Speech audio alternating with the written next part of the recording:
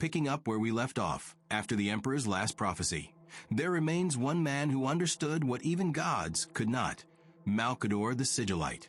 If the Emperor was the Imperium's blade, then Malcador was its conscience, silent and burdened, watching from the shadows as the dream of unity dissolved into 10,000 years of endless war. But here is the question that haunts the Forbidden Archives, the question inscribed in ash across sealed vaults and whispered by dying servitors in the deepest levels of the Imperial Palace. What message did Malcador leave for us before he took his seat upon the golden throne and burned away into legend? Was it a warning, a confession, or something far more dangerous, a truth the Imperium was never meant to survive? This is not a tale of glory. This is the chronicle of a secret that refuses to die, a message hidden within the bones of the Imperium itself, waiting for the moment when humanity would be ready to hear it. And perhaps, just perhaps, that moment has finally come.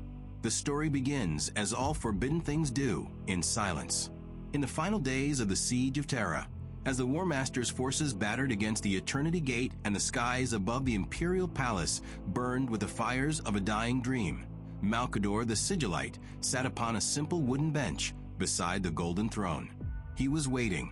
The Emperor stood above him, radiant and terrible, a being of such power that even the Primarchs could barely look upon him without falling to their knees. But Malcador did not kneel. He had never knelt, not in all the centuries they had walked together through the long yesterday, shaping the future of mankind from the ashes of old night. The throne hummed with a sound that was not quite sound, a vibration that rattled the bones of reality itself. It was holding shut the broken webway, keeping the tides of the warp from flooding through the Emperor's unfinished dream of salvation. For years, the Emperor had sat upon that throne. His vast psychic might the only force capable of containing the demonic tide. But now, the vengeful spirit had lowered its void shields. Horus was ready. The final confrontation was at hand, and the Emperor could not fight alone. Malcador understood what was required of him. He had always understood. Some say that in that final moment, as the Emperor's gaze fell upon his oldest friend, there passed between them a look of such profound sorrow and gratitude that even Rogel Dorn, who witnessed it, turned away. The Emperor reached out and with a gesture summoned his champions, Constantine Valdor, first of the 10,000, Vulcan, the undying sun, Sanguinius, the angel, and Dorn himself, the Praetorian. They came and they knelt, and Malcador rose from his bench and looked upon them with eyes that had seen the rise and fall of empires. The plan was simple. The Emperor would teleport to the vengeful spirit and face Horus in a final confrontation, while Malcador took his place upon the golden throne, holding the webway sealed until the battle was won. It was a death sentence. Everyone in that chamber knew it.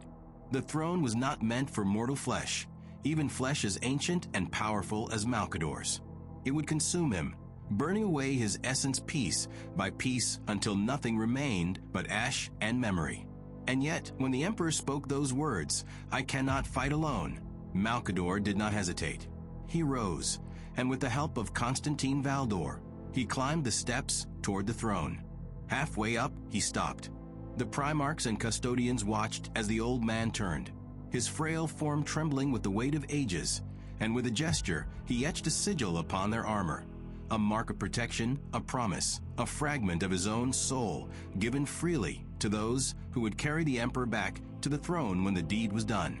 "Bring him back," Malcador whispered, his voice barely audible over the hum of the throne. "No matter what." And then he continued his ascent. At the summit, the Emperor stood, radiant and impossible, his form too bright to behold. For a moment, Malcador faltered. How had he ever thought he could take his place?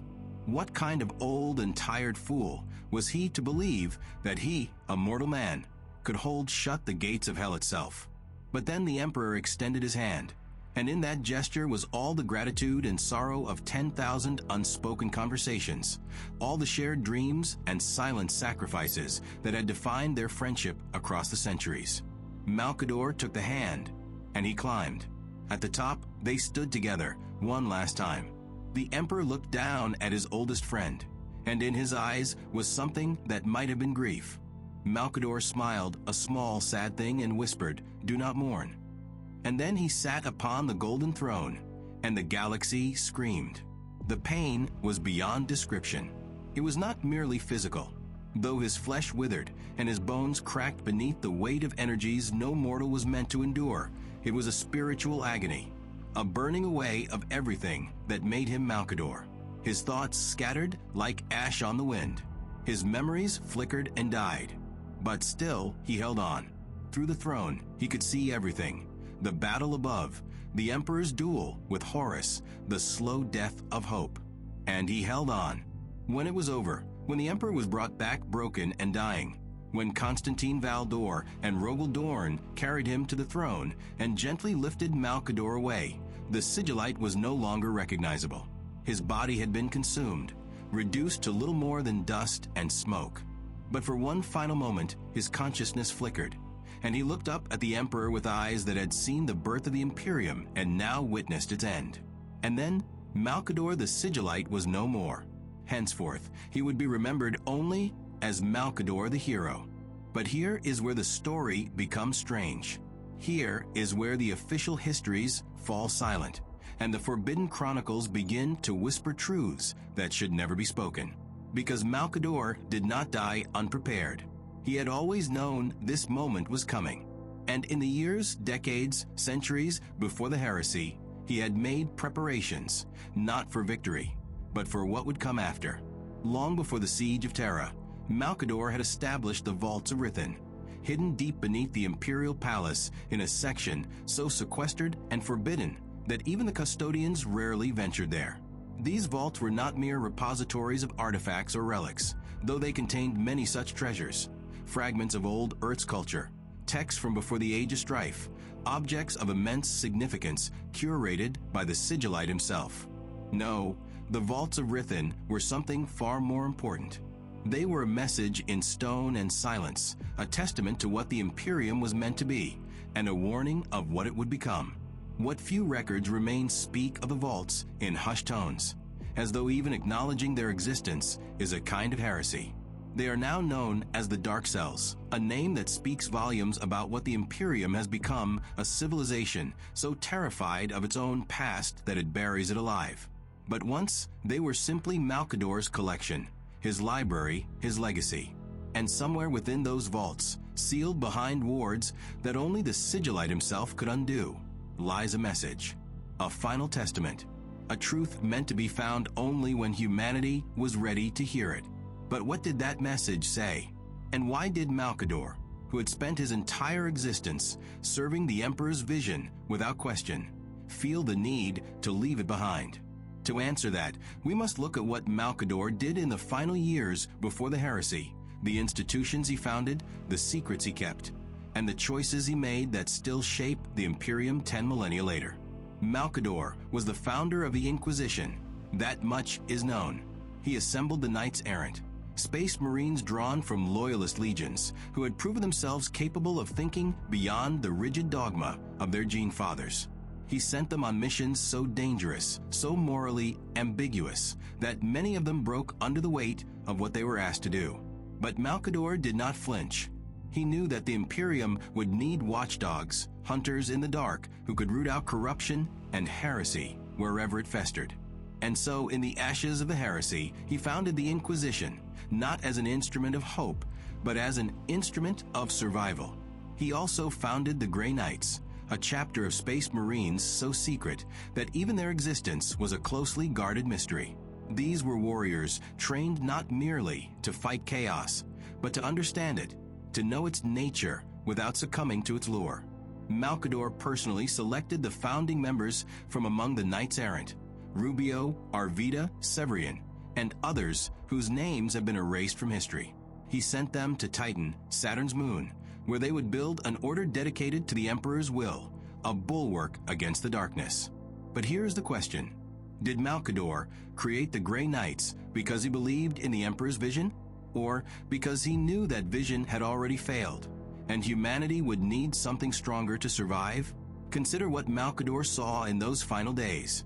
He watched the Primarchs, those godlike sons the Emperor had created to unite the galaxy, tear each other apart. He watched the Emperor, the greatest psyker mankind had ever known, entombed upon the golden throne, unable to speak, unable to lead, reduced to a silent god in a regime of lies.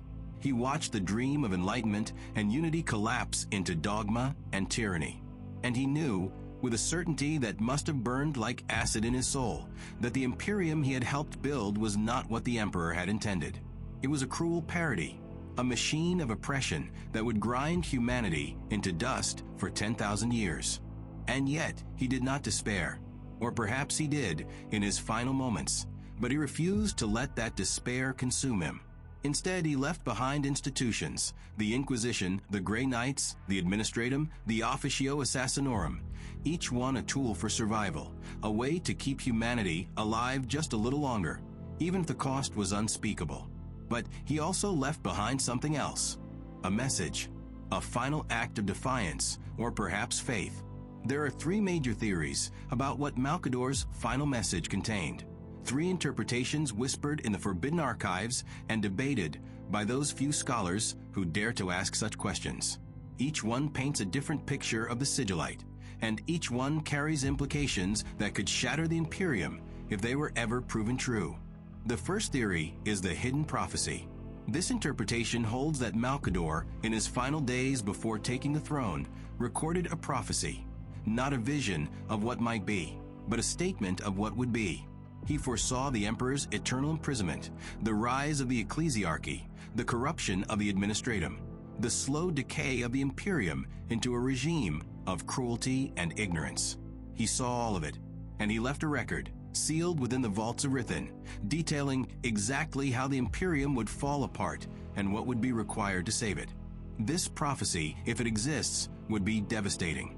It would mean that everything the Imperium has endured, the countless wars, the trillions of dead, the 10,000 years of suffering, was foreseen and perhaps even necessary. It would mean that Malcador understood the cost of survival and chose to pay it, knowing that one day, when the Imperium stood on the brink of extinction, someone would find his message and understand what needed to be done. But it would also mean that the Imperium, as it exists now, is a lie, a necessary lie, perhaps, but a lie nonetheless. The second theory is the betrayer's secret. This interpretation is darker, more dangerous. It suggests that Malcador left behind not a prophecy, but a contingency, a way to undo the Emperor's imprisonment, to awaken him, or perhaps even to end his suffering. Some whisper that deep within the vaults of Rythan lies a mechanism, a psychic key, a fragment of knowledge that could break the golden throne and free the Emperor from his eternal torment. But here is the question: would freeing the Emperor save humanity or destroy it? The Astronomicon, the psychic lighthouse that guides humanity's ships through the warp, is powered by the Emperor's will. If he were to rise, or if he were to die, the Astronomicon would fail, and the Imperium would shatter into 1,000,000 isolated worlds, each one prey to the horrors of the galaxy. Malcador knew this. He understood the cost. And yet, some believe he left behind a way to pay it, a final act of mercy or betrayal, depending on how you choose to see it. This theory casts Malcador not as a hero, but as a gambler, a man who placed a final bet on humanity's ability to survive without the Emperor's light. It suggests that he believed, in some deep and unspoken part of himself, that the Emperor's imprisonment was wrong, that 10,000 years of suffering was too high a price, and that humanity deserved the chance to stand on its own, even if it meant risking everything. The third theory is the humanist's hope. This interpretation is the most hopeful, and perhaps the most tragic. It holds that Malcador's final message was not a prophecy or a weapon, but a philosophy, a reminder of what the Imperium was meant to be. It suggests that he left behind not instructions for survival, but a vision of redemption, a call to remember that the Imperium was created to serve humanity, not to enslave it.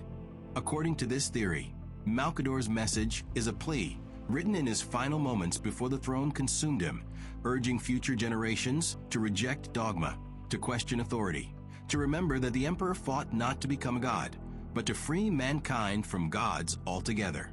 It is a message of hope, hidden within the darkness of the imperial palace, waiting for someone brave enough to find it and wise enough to understand it.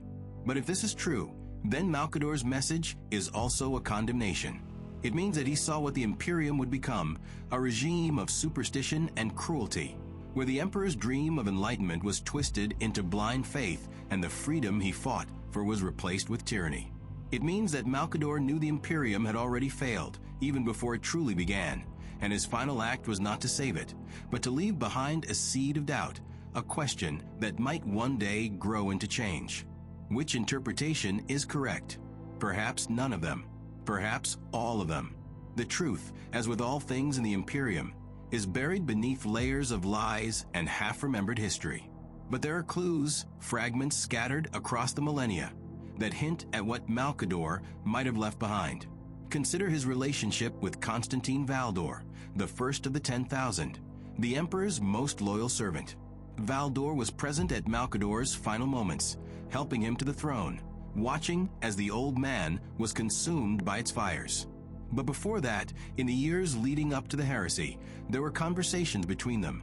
Quiet, difficult conversations about loyalty, duty, and the nature of the Emperor's will. Valdor had once questioned the creation of the Primarchs, fearing that they might be touched by chaos. He had argued that it might be wiser to destroy them rather than risk their corruption. Malcador had listened, but he had not agreed. He believed in the Primarchs, or at least in their potential.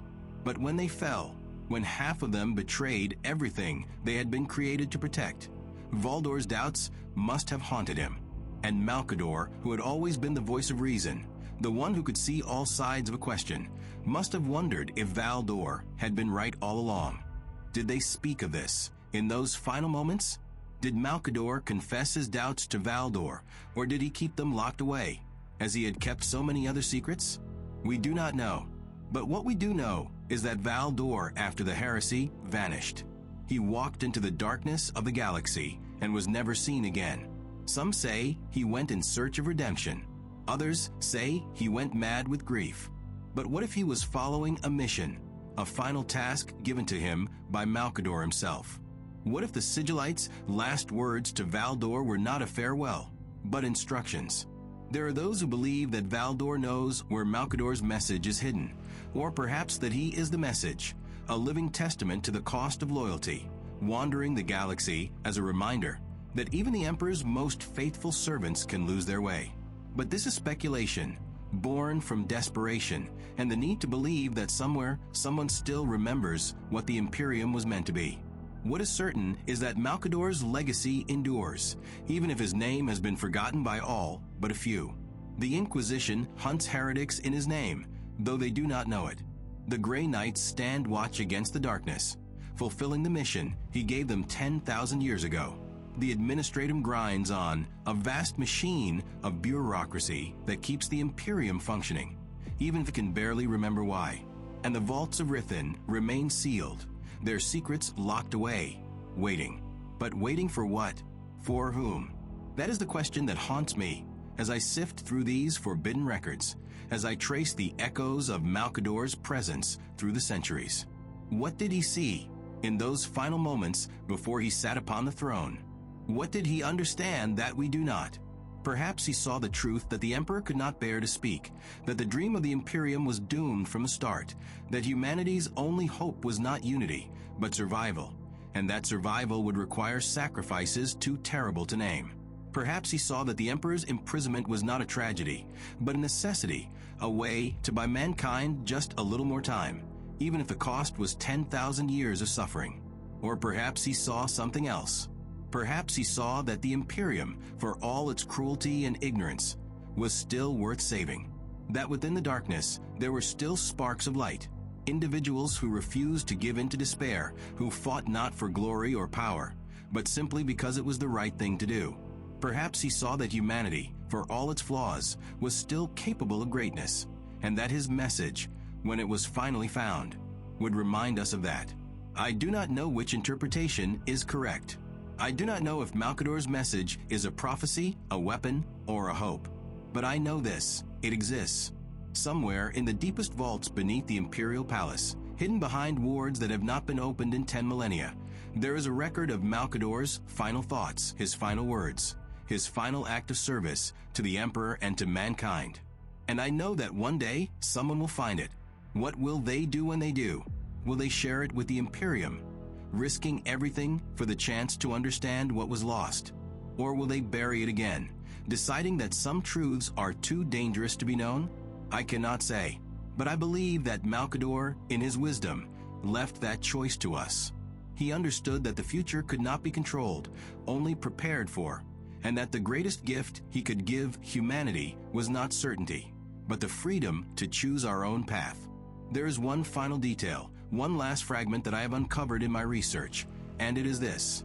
In the days before he took the throne, Malcador was seen etching sigils, not upon armor, as he did for the Primarchs and Custodians, but upon the walls of the vaults of Rythan themselves. Witnesses, rare as they are, describe him tracing symbols in the air, whispering words in languages older than the Imperium, languages that had not been spoken since the Age of Strife. And when asked what he was doing, he simply smiled and said, "I am leaving a mark. This is what will happen, and with my hand I signify it. It cannot be undone." What did he mean? What was he marking? The official records are silent, as they so often are when it comes to Malcador. But there are theories, whispers, fragments of knowledge passed down through the generations of archivists and adepts who have dedicated their lives to uncovering the Imperium's hidden truths. Some say he was creating a map, a psychic trail that could only be followed by those with the courage and wisdom to see it. Others say he was encoding a message, written not in words, but in the fabric of reality itself, a message that would reveal itself only when the time was right. And still others say that he was doing something far simpler and far more profound. They say that he was leaving behind a piece of himself, a fragment of his soul, bound into the walls and stones of the vaults, waiting to guide whoever might one day come seeking answers. They say that if you stand in the deepest levels of the vaults of Rythan, in the silence and the darkness, you can still feel his presence, a whisper of thought, a flicker of memory, a sense that someone is watching, waiting, hoping. I do not know if this is true. I have never been to the vaults of Rythan. Few have, and fewer still have returned to speak of it. But I want to believe it. I want to believe that Malcador, in his final act, did not simply sacrifice himself for the Emperor's sake, but for ours. That he left behind not just institutions or relics, but something far more precious, a reminder that even in the darkest times, even when all hope seems lost, there is still a choice. There is still a way forward. That is the secret of the Sigilite, the message he left for humanity. Not a prophecy or a weapon, but a question. What will we do with the time we have been given? Will we cling to the lies that keep us comfortable? Or will we seek the truth, no matter how terrible it might be? Will we serve the Imperium as it is? Or will we fight to make it what it was always meant to be? Malcador the Hero, Malcador the Sigillite, Malcador the Silent. He had many names, and each one tells a different story. But in the end, he was simply Malcador, an old man who loved his friend and who gave everything he had to protect the dream they shared. And if his final message was anything, it was this: that the dream is not yet dead. That as long as there are those willing to remember, willing to question, willing to hope, there is still a chance. I found something in the deepest archives, a fragment so old and fragile that it crumbled at my touch. It was written in a hand I did not recognize, but the words were clear, and they haunt me still. They said, "In the shadow of the throne, where the light cannot reach, there is a door. And beyond that door, there is a truth. Do not seek it unless you are willing to bear its weight. For once you know it, you cannot unknow it. And once you speak it, you cannot take it back." Was this Malcador's message? Or was it a warning left by someone who had already found it? I do not know, but I know that the door is real. I know that it exists somewhere in the darkness beneath the Imperial Palace, sealed by wards that have held for 10,000 years. And I know that one day someone will open it. What will they find? A prophecy of doom? A weapon to save or destroy? Or simply an old man's hope, preserved in amber, waiting for the moment when humanity is ready to remember what it has lost?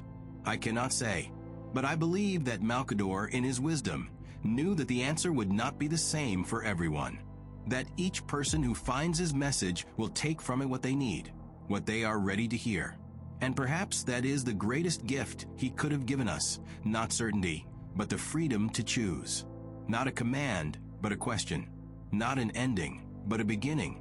The Sigilite is gone, his body burned away to ash, his name remembered by few. But his legacy endures, hidden in the shadows, waiting for the moment when we are ready to see it. And when that moment comes, when the door is finally opened and the message is finally read, we will have to decide what to do with it. Will we turn away, afraid of what we might learn? Or will we step forward into the darkness and face the truth that Malcador left for us? I do not know what I would choose. I am only an archivist, a seeker of knowledge, not a hero or a savior. But I know this: Malcador believed in us. He believed that humanity, for all its flaws and failures, was still worth saving. And he left behind a message, a hope, a question, to guide us when the time came. That time may be now, or it may be 1,000 years from now, but it will come. And when it does, we will have to decide who we are and what we are willing to sacrifice for the future. For now, the vaults of Rythan remain sealed. The message remains hidden, and the Sigilite's secret waits, patient and eternal, in the darkness beneath the golden throne. But what do you think? Was this the Emperor's plan or his curse? Let me know your theories below. And remember, the light of the Imperium always casts a shadow.